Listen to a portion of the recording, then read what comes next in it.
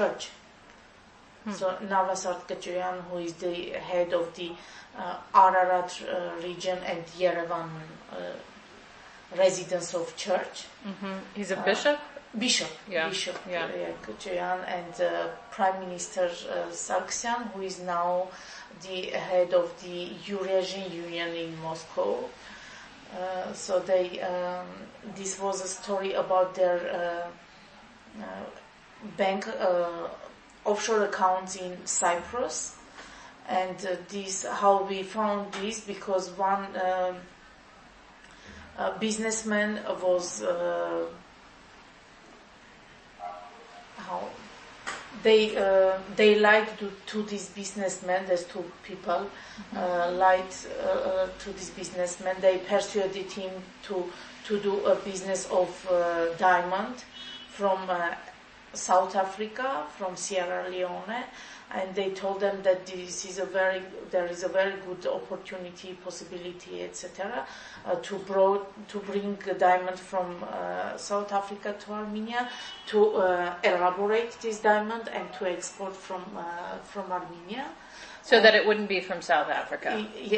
And the diamond, this person went to the bank, put his all wealth, what he had in Armenia, in the bank to take credit for this diamond project, and there was third person who was the connection between this businessman and the prime minister and this bishop. So he transferred the money he take from the bank to this third person who told that from the Africa he will organize this whole process, the diamond will send, etc. So, but he sent the money, but nothing came.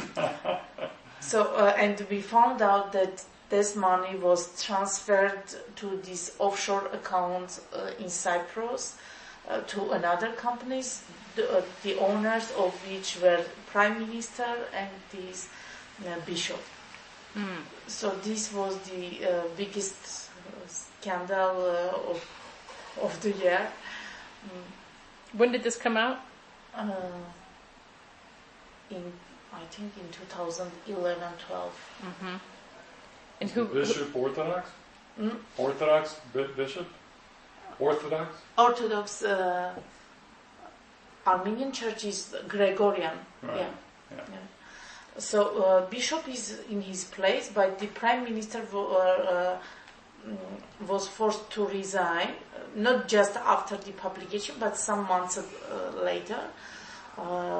But what was ridiculous, and this is the problem, this describes the problem of Armenia. You can write about everything, you can do investigation, but nothing happened after that. After his resignation, he was nominated as the ambassador of Armenia in the United States. Oh my God. So from that position, he came to Moscow as the head of this executive board of Eurasian Union. So when he went from being the Armenian ambassador to the U.S. to what? Then he went to Moscow? Yeah, from the U.S. he came to Moscow. And what did he do there? He's the chief of the executive board of Eurasian Union.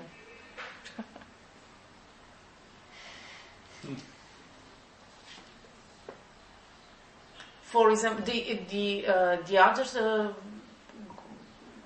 best story was in 2016, 2 years ago, in April, when we, so this was in frames of Panama paper project, and we found out that one of the Justice Generals of Armenia, Miran Bogosyan, was in this, has offshore accounts companies in Panama, and he was using his position to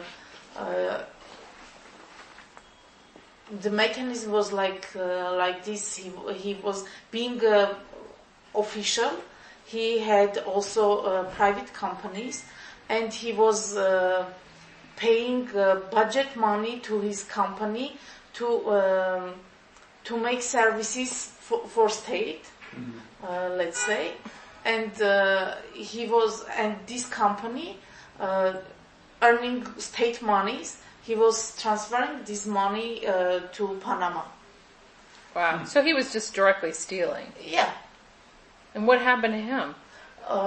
He resigned. A criminal case was launched, but some months later, the prosecutor's office said that there is no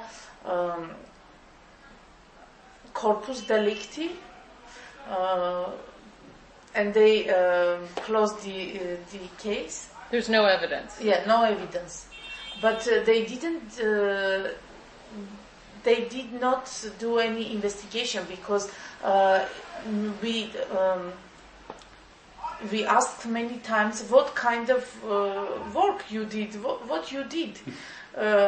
Did you ask Panama or Swiss? There was also a Swiss bank linked to this. It said, did you ask Swiss authorities to give you information, etc., etc.? They said that yes, we asked, but Swiss authorities, Swiss government, legal bodies refused to give us information. We asked Swiss authorities, and they told that we didn't refuse them. They just sent a request, but this was not filled properly. We just told that please send your request for legal help properly as it is requested by Swiss legislation, etc. And they didn't resend this request. So there was no investigation.